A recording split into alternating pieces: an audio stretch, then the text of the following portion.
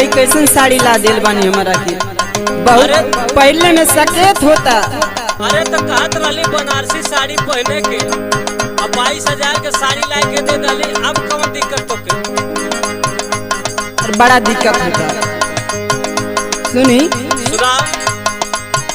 फसाबे टंगरी हो फसाबे टंगरी सड़िया 52 गज के राजा मोर फसाबे टंगरी सड़िया 52 गज के राजा मोर फसाबे टंगरी सड़िया 52 गज के राजा मोर फसाबे टंगरी हे फसाबे टंगरी हो फसाबे टंगरी सड़िया 52 गज के राजा मोर फसाबे टंगरी सड़िया 52 गज के राजा मोर फसाबे टंगरी सड़िया 52 गज के राजा मोर फसाबे टंगरी।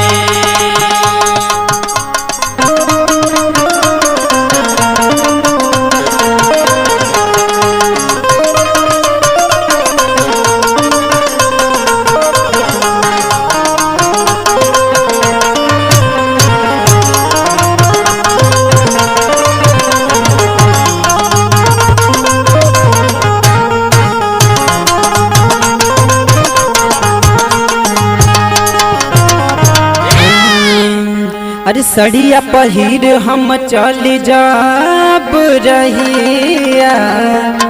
पौआ के नीचे दबेले जबहिया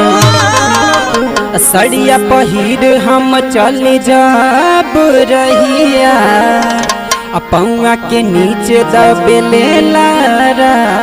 जबहिया